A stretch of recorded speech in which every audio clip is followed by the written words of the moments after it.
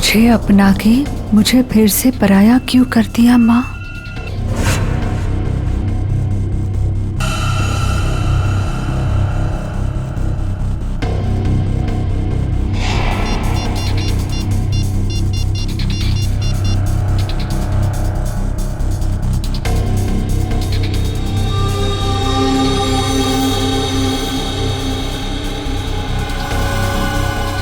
क्या आपने मुझसे कभी प्यार नहीं किया माँ?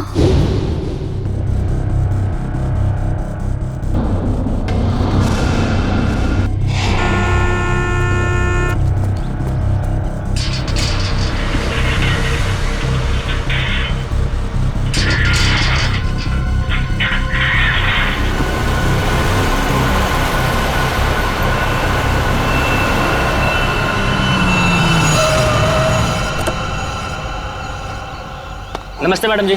नमस्ते।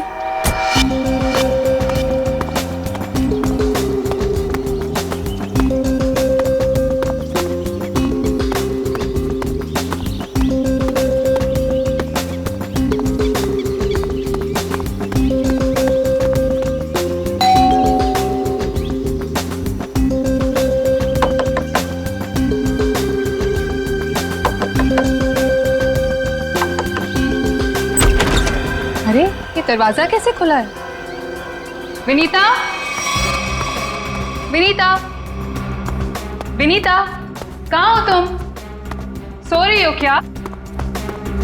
विनीता। अंकल, आंटी, कोई आवाज क्यों नहीं दे रहा है?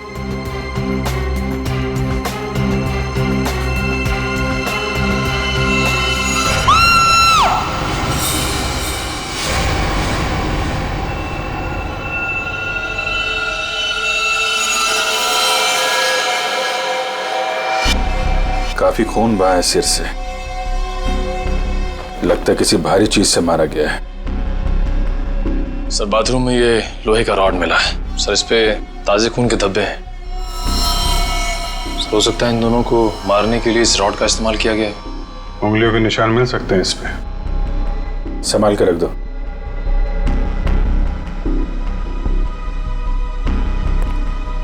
वैशाली जी, आपने सबसे पहले देखा लाशों को?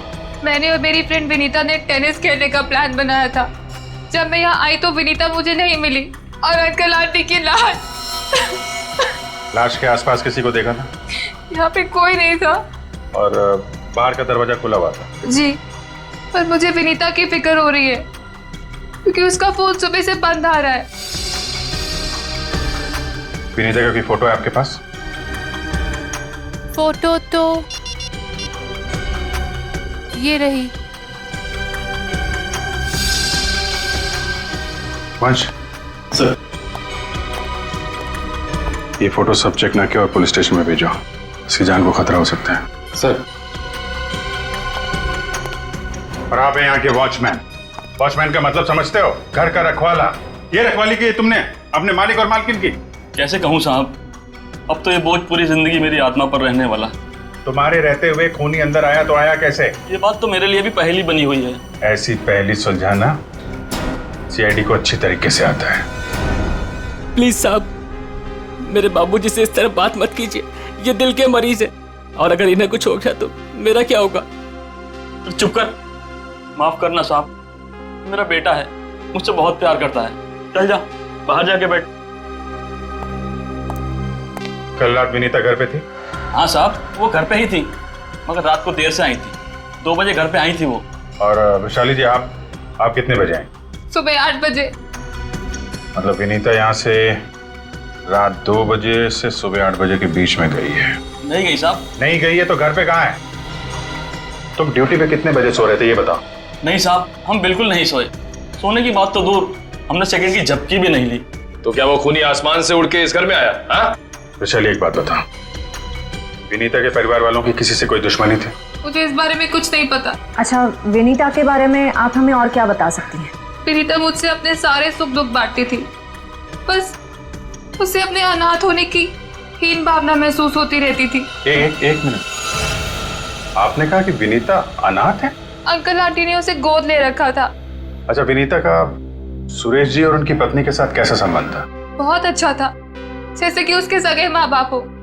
पर विनीता से वो एक ही बात से नाराज होते थे। कौन सी बात? रोहन। ये रोहन कौन है? वो सुरेश अंकल के दोस्त धनराज जी का बेटा था, जिससे विनीता बहुत प्यार करती थी। पर इन्हें ये रिश्ता जरा भी मंजूर नहीं था। रोहन ठीक आदमी नहीं था क्या? एक नंबर का शराबी। उसकी शराब पीने की लत की वजह से उसके माँ बाप ने उसे जायदाद से बेदखल कर दिया था। शराब पीने के बाद उसे कुछ भी होश नहीं रहता। एक बार तो उसने मेरे सामने इतना बड़ा ड्रामा क्रिएट किया था। विनीता दरवाजा खोलो, खोलो दरवाजा। मैंने कहा दरवाजा खोलो वरना मैं दरवाजा तोड़ दूंगा। रोहन, मैं तुमसे अभी कोई बात नहीं कर सकती, प्लीज चले जाओ यहाँ से। मुझे अभी बात करनी है, मुझे इसी वक्त बात करनी है। खोलो दरवाजा, खोलो।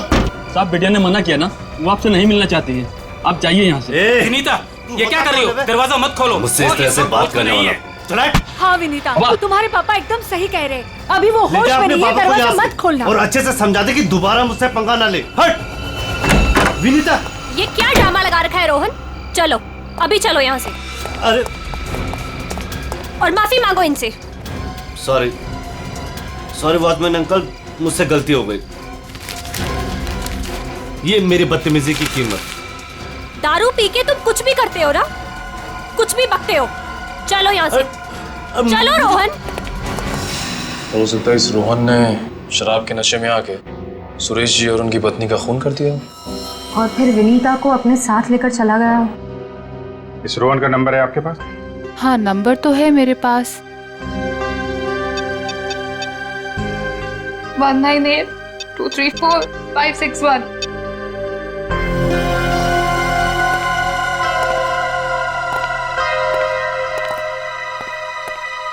रोहन का फोन भी बंद आ रहा है।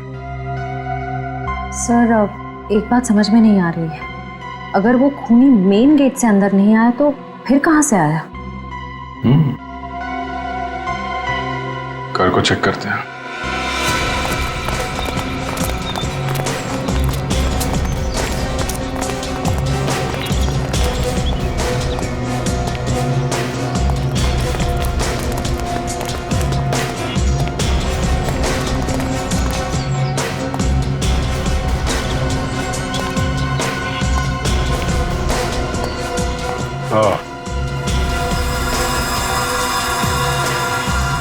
ये देखा?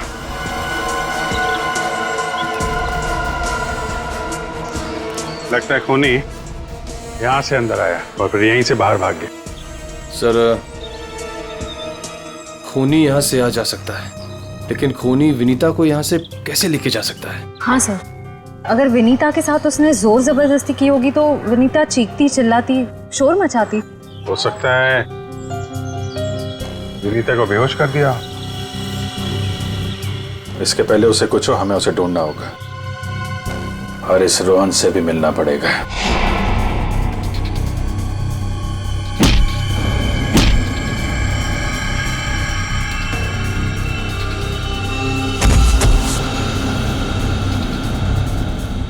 सर, अभिजीत सर ने रोहन का यही का पता बताया।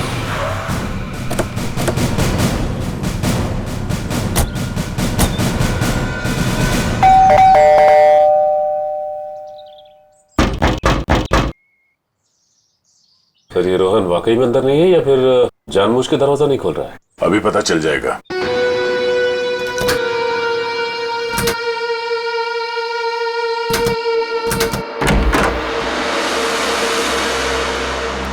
हो सकता है उसने विनीता को यहीं कहीं छुपा के रखा हो। घर में सामान भी ज्यादा नहीं है, पूरा घर खाली दिखाई दे रहा है। हाँ, वैसे भी कंगाल है वो। माँ बाप ने तो बेदखल कर दिया था उसे। सचिन,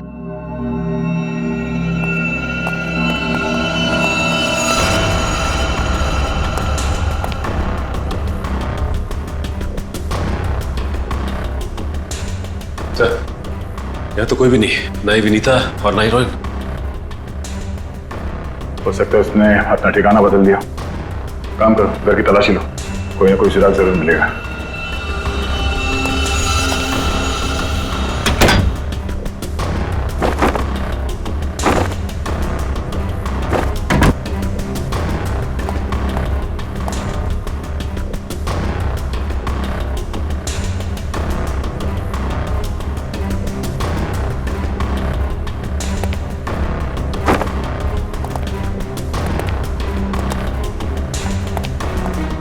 चारों तरफ किताबें ही किताबें पढ़ी। लगता है इस रोहन को किताबें पढ़ने का बहुत शौक था। नजरिया बदलिए, बहुत अच्छी किताब है ये।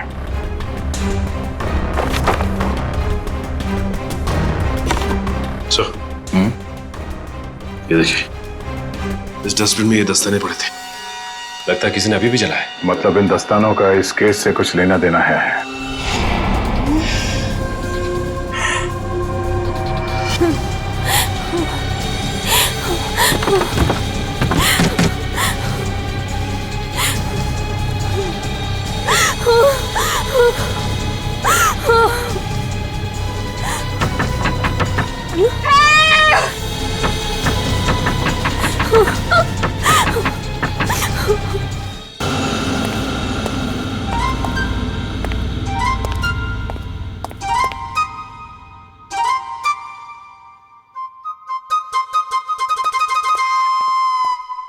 Ready sir.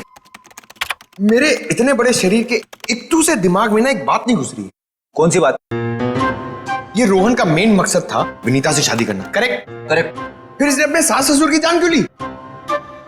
अरे वृषाली ने बताया था ना कि उसे शराब पीने की बहुत जबरदस्त लत थी, और शराब के नशे में लोग अक्सर कुछ भी कर जाते, उन्हें कुछ याद नहीं रहता। हाँ क्या? क्या? शराब के नशे में इतनी ऊंची दीवार कोई कैसे चढ़ सकता है, भले रस्सी के सहारे क्यों? और फिर विनीता, वो तो शराब नहीं पीती, वो क्यों गई रोहन के साथ? सर वैसे भी विनीता तो उनकी सगी बेटी थोड़ी थी। जो कुछ भी हो, जो कुछ भी हो, लेकिन वो अपने माता पिता से बहुत प्यार करती थी। नहीं नहीं नहीं, कुछ और ही चक्कर है। लगता है इन दोनों को मारने का ही प्लान था। सर, हाँ, लगता है ये काम किसी लुटेरे का होगा। फ्रेडी लुटेरा नहीं हो सकता। कोई लूटने के लिए आता तो घर का सारा सामान वैसे के वैसे कैसे रहता? नहीं नहीं, ये मुजरिम जो भी है ना, उसका एक ही मकसद था, इन दोनों को खत्म करने का।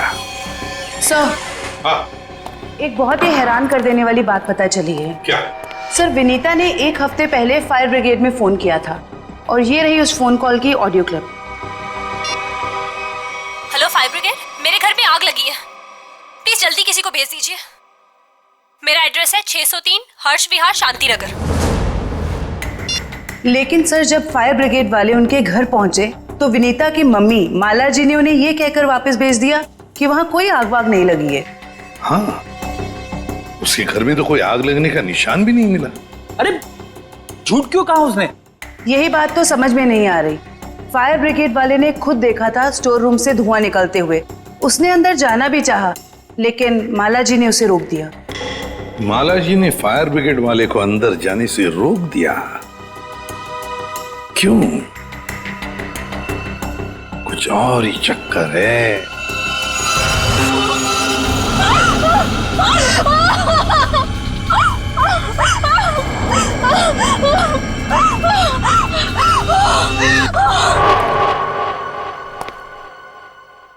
छान मारो इस जगह को अच्छी तरह से, कुछ ना कुछ जरूर मिलेगा।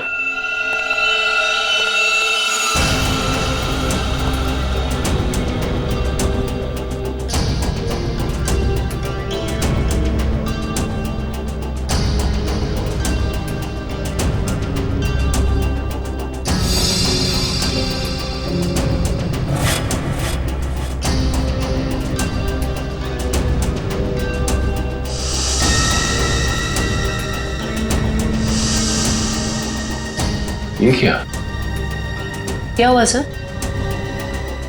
सीलिंग पे पेंटिंग बनाया।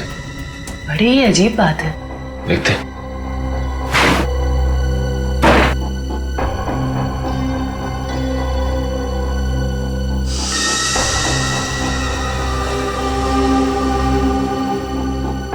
ये क्या?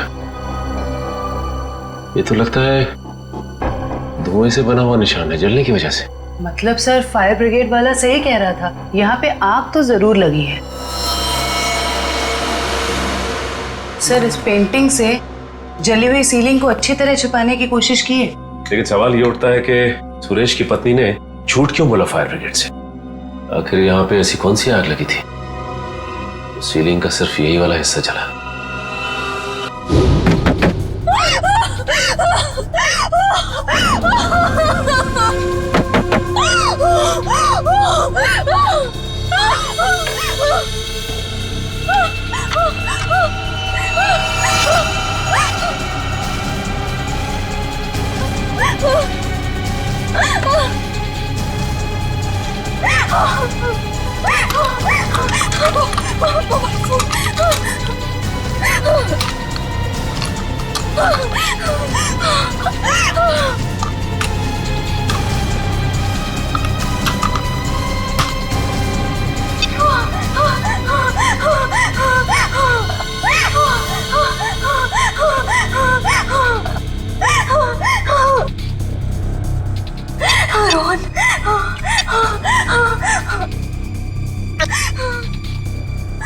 रोहन फोन क्यों नहीं उठा रहा?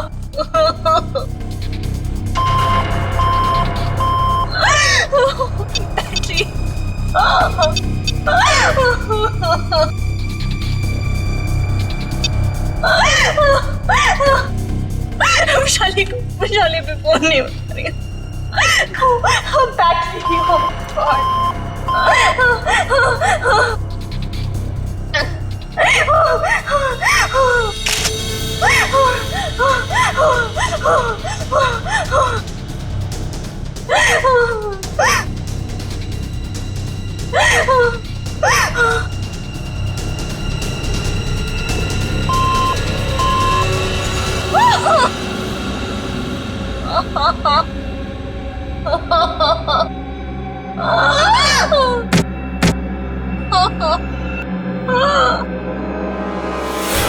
बस मौत रात को 1 बजे से 3 बजे के बीच में हुई है। और सर वॉचमैन कह रहा था कि विनीता रात को 2 बजे घर लौटी थी। सर अगर खून उससे पहले हुए होते तो वो चीखती चिल्लाती या बाहर जाती। मतलब खून 2 और 3 बजे के बीच में हुए हैं। सालुंके साहब, हमें जो लोहे का रॉड मिला था उसके ऊपर से खूनी के उंगलियों के निशान मिले या नहीं? नहीं, बस कोई उंगलियों के निशान नहीं मिले। नहीं मिले? रोहन के घर में से हमें आधे जले हुए ग्लव्स मिले थे। कहीं रोहन ने वो ग्लव्स तो नहीं पहने थे ये खून करते वक्त? हो सकता है, तारिका वही चेक कर रही है। सर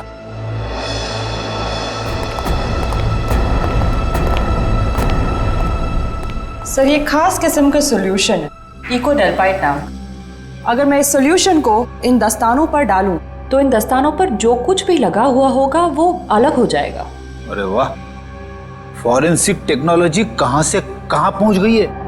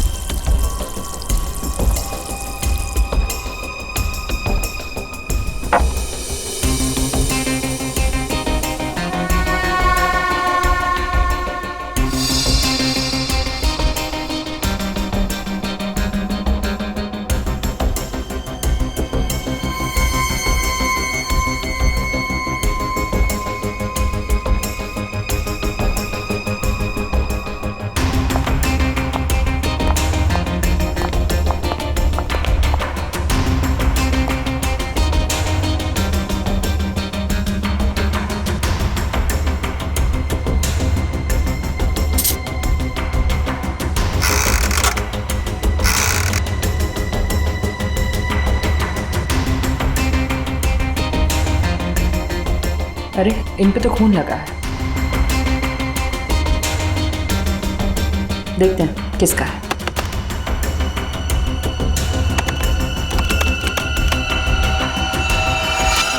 पॉजिटिव सर, ये खून मिस्टर एंड मिसेस सुरेश का ही है। मतलब सर ये खून रोहन ने ही किया है? एक मिनट होल्ड ऑन।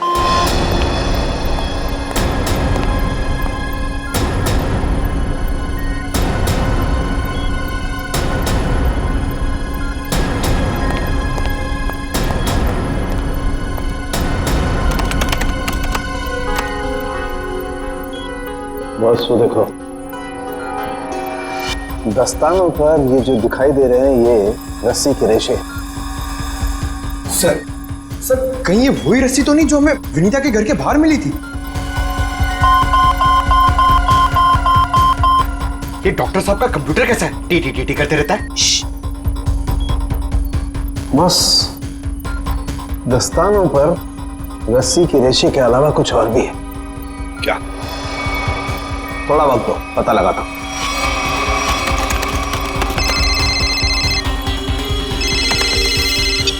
हाँ श्रेया, ठीक है। क्या?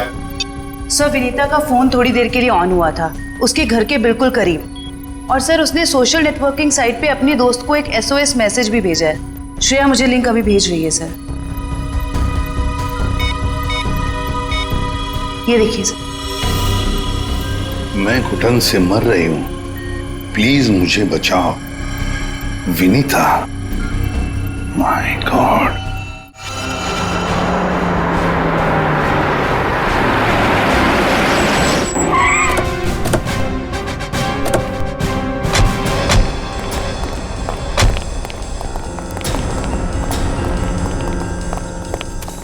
फिर मोबाइल कंपनी ने बताया कि विनीता का फोन आखिरी बार यही ऑन हुआ था। इस घने जंगल में नेटवर्क मिला, यही बड़ी बात है। जरा देखो आसपास।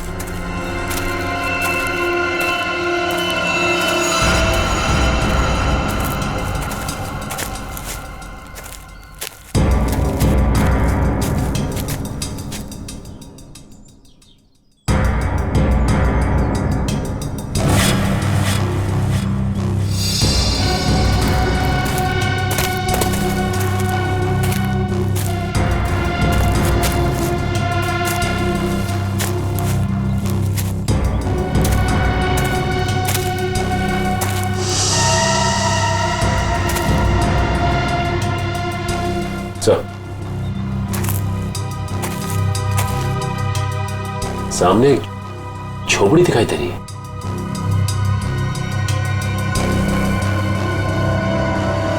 दिव्या, वंश,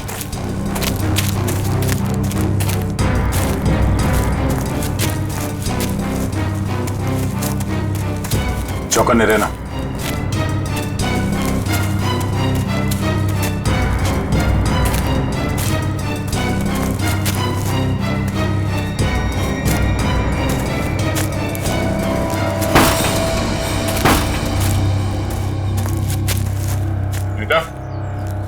बेटा, तो तलाशी लो।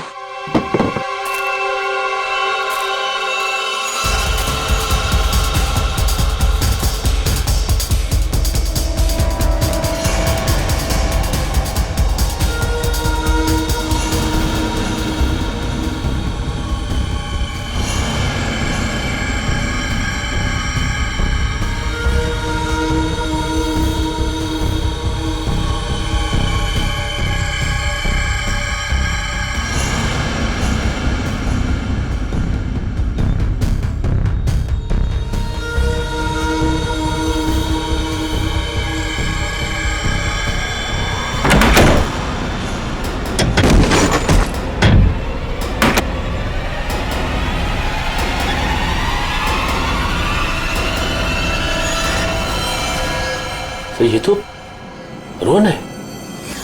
सॉरी वॉचमैन अंकल, मुझसे गलती हो गई। हम लोग सोच रहे थे कि सब रोहन का किया था, पर किसी ने इसे ऊपर पहुंचा दिया। सर कहीं ऐसा तो नहीं कि विनीता ने अपनी आत्मरक्षा के लिए इसे मार दिया? नहीं, इसे भी ठीक वैसे ही मारा है, सर पे वार करके, जैसे विनीता के माँ बाप को मारा था। खूनी को एक ही है। सकता है कि खूनी ने रोहन को मारा और विनीता को साथ ले गया। हो सकता है, या ये भी हो सकता है कि वो यहीं कहीं आसपास हो। तो देखो,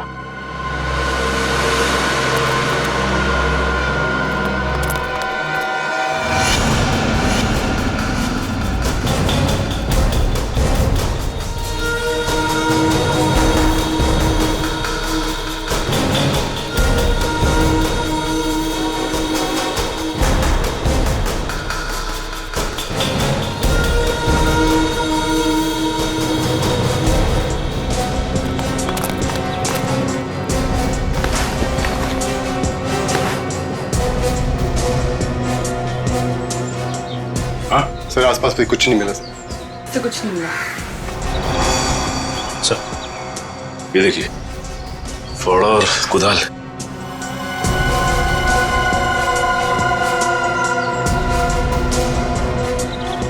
कहीं जमीन के नीचे तो नहीं? यहाँ पे खुदाई का सामान पड़ा हुआ है, जरा फाड़ो दिखा ना।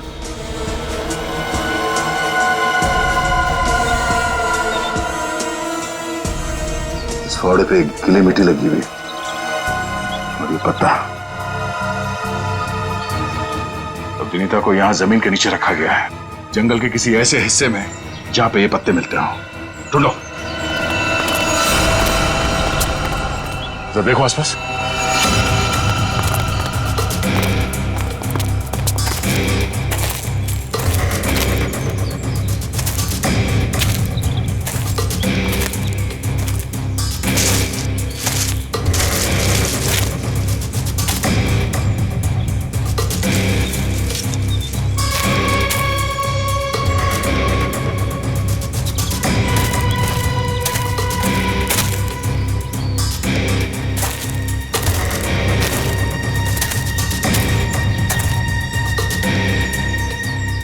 सचिन, वंश, दिव्या,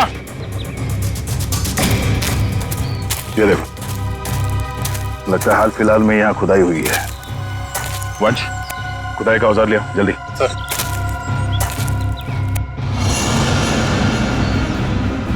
गुड, यहाँ पे खोदना शुरू करो।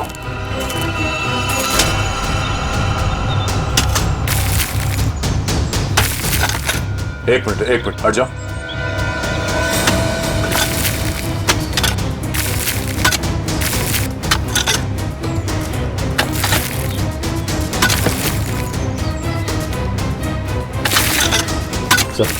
हाँ? कुछ है। एक मिनट, खोदना बंद करो, हाथ से निकालो।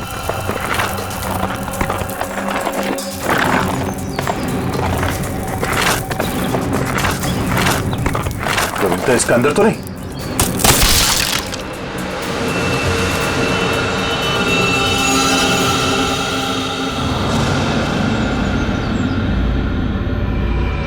विनीता! ओह नो, सांसें धीमी चल रही है, इसे अस्पताल ले जाना होगा। निकालो उसको बाहर जल्दी। हाथ दो, निकालो बाहर निकालो। पैर पकड़ो उसके। चलो।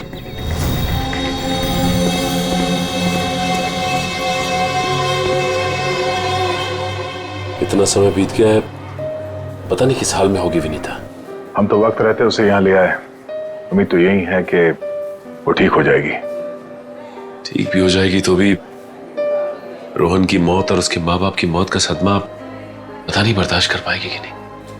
मैं हमेशा कहता हूँ कि सीआईडी में सबसे मुश्किल काम यही है, किसी को किसी अपने की मौत की खबर देना। हाँ डॉक्टर साहब, कैसी है विनीता? अब खतरे से बाहर है, उन्हें होश आ गया। गुड, हम उनसे बात कर सकते हैं? हाँ बात कर सकते हैं, लेकिन वो काफी तनाव में, बहुत देर तक कम ऑक्सीजन में रहने की वजह से फिलहाल बहुत ज्यादा कमजोर है वो। थोड़ा संभाल के ध्यान रखिएगा इस बात का। ठीक है, हम इस बात का ख्याल रखेंगे। Thank you. चलो।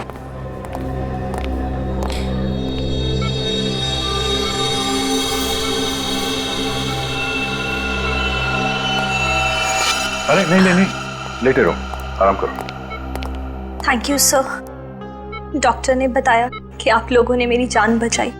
अरे हम तो बस एक जरिया थे, जान बचाने वाला तो वो है।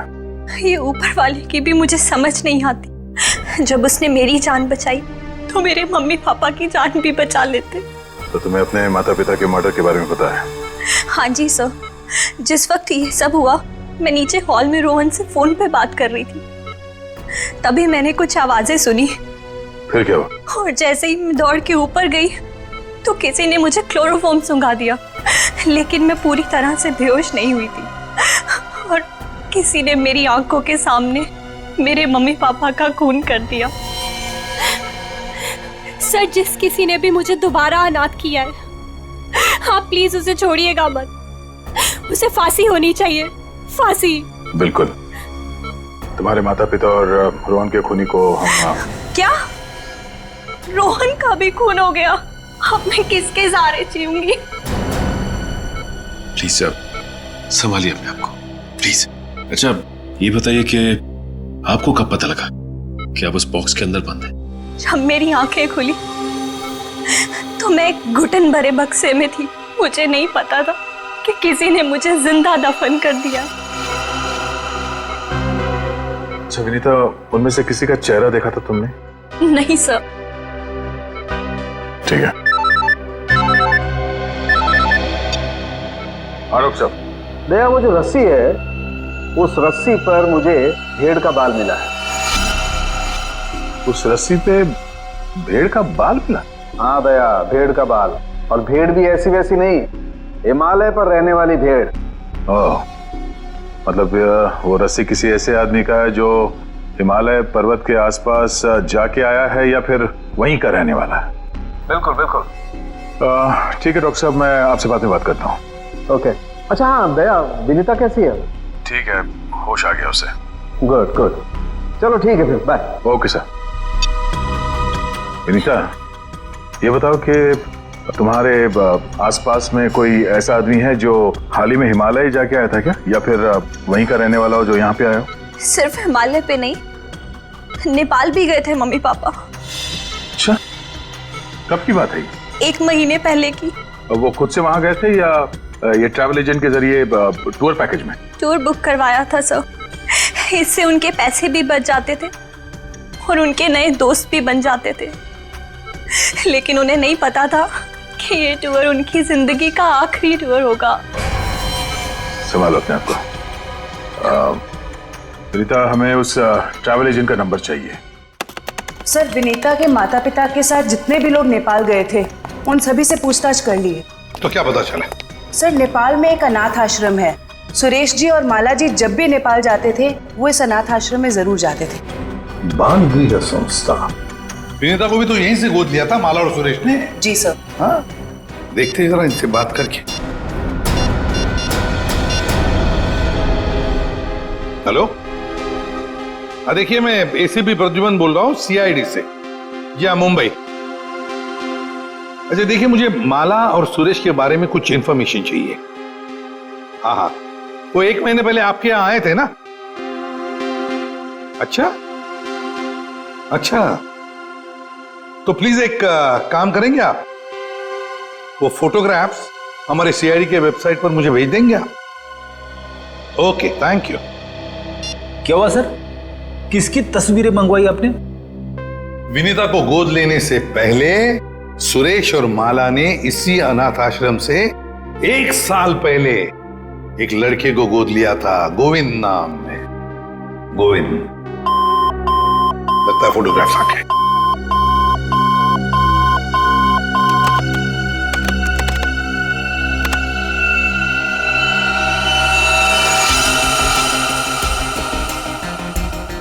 पांच साल की उम्र थी, साल 1999। मतलब सर, वो आज तकरीबन 20 साल का होगा। अभी पता चल जाएगा गोविंद अगर आज है कैसे दिखता होगा।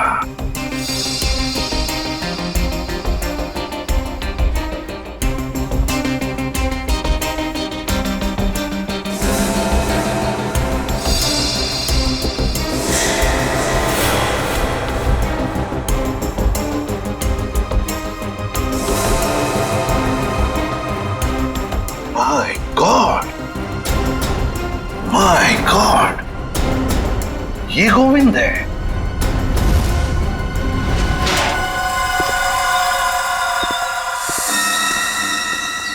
अब देखते हैं कहां भागेगा।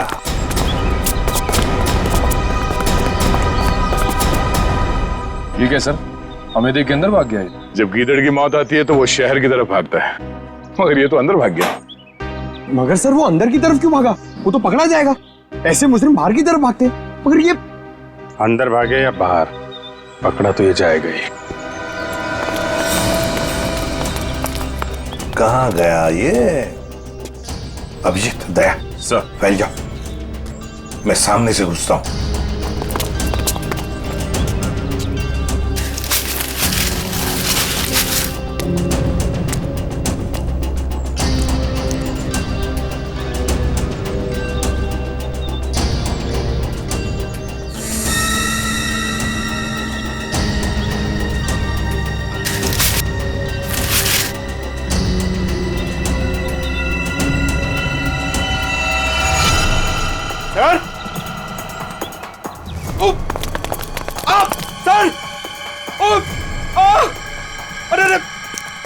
क्या हुआ?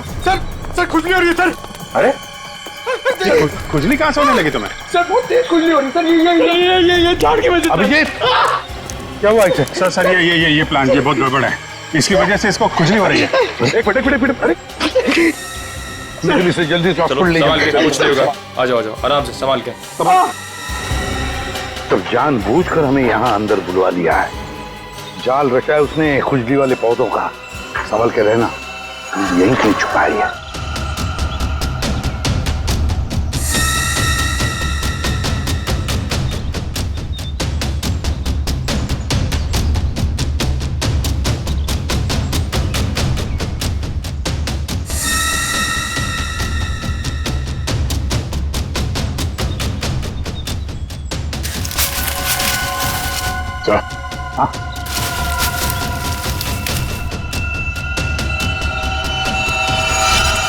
चलो बाहर निकलो, बहुत बना लिया पौधों को हथियार।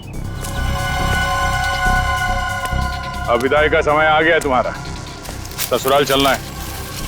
चलो प्लीज साहब, मेरे बाबूजी से इस तरह बात मत कीजिए।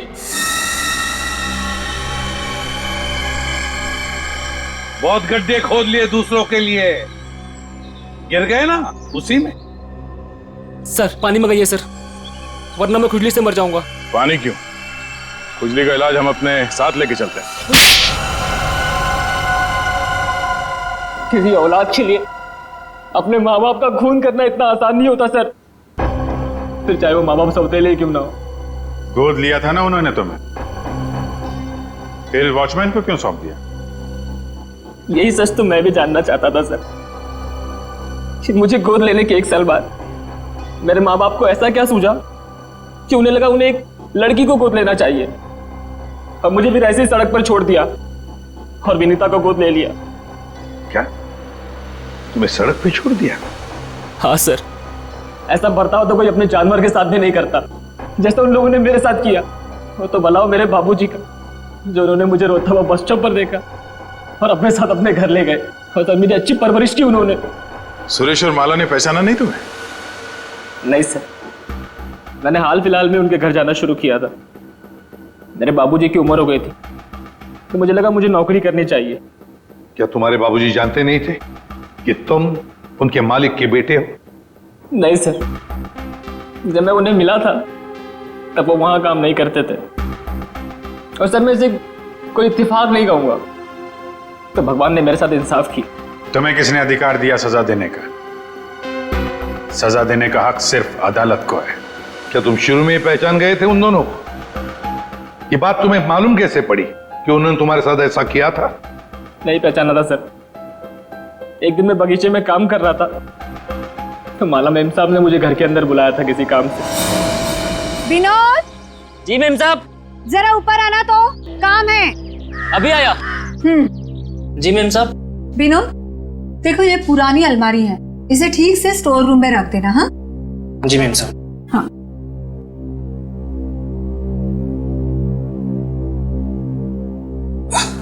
क्या हुआ विनोद, बहुत भारी है क्या? बहुत ज्यादा भारी मेम साहब। एक काम करता हूँ, इसमें से कुछ सामान बाहर निकाल लेता हूँ। मगर निकाला हुआ सामान फिर से रख देना अंदर। हाँ जी मेम साहब। हाँ।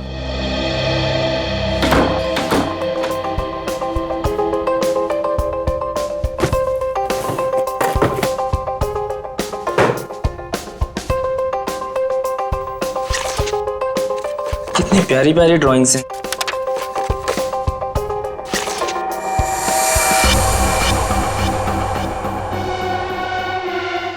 ये तस्वीर तो मेरे बचपन की है। इसका मतलब साहब और मेम साहब ने मुझे गोद लिया था। विनोद, कितनी देर, जल्दी करो। जी मेम साहब, बस हो गया।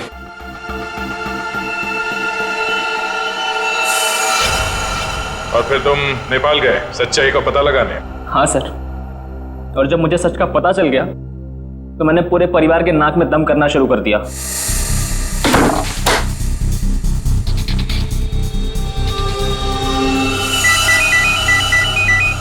किसका फोन है?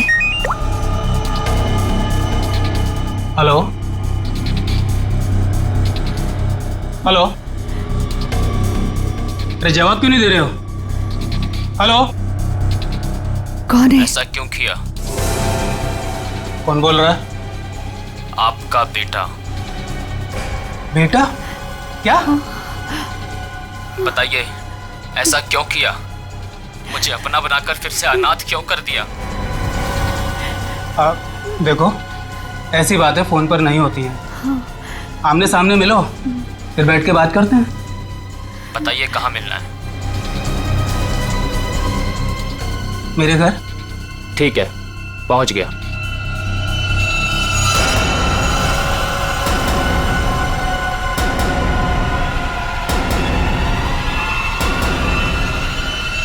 स्टोर रूम की अलमारी में तुम्ही ने आग लगाई थी ना? हाँ सर, पर माला जी नहीं चाहती थी कि उनकी सच्चाई दुनिया को मालूम पड़े और समाज में उनकी बेइज्जती हो, इसीलिए फायर ब्रिगेड को भी उन्होंने वापस भिजवा दिया। और रोहन? रोहन को क्यों मारा? मैं रोहन को नहीं मारना चाहता था सर, उससे मेरा कोई लेना देना था ही नहीं। मैं तो उसके घर गया हुआ था वो दस्ताने रखने के लिए, ताकि आप लोगों को दस्ताने उसके घर से मिले और आप लोग उस पर शक करें। उसने मुझे देख लिया सर, मजबूरन मुझे उसे मारना पड़ा। बदले की आग में तूने 3 खून किए, एक मासूम को जिंदा दफनाने की कोशिश भी की। ये कैसा बदला? ये बदले की आग तुम्हें फांसी के फंदे तक ले जाएगी, फांसी के फंदे तक।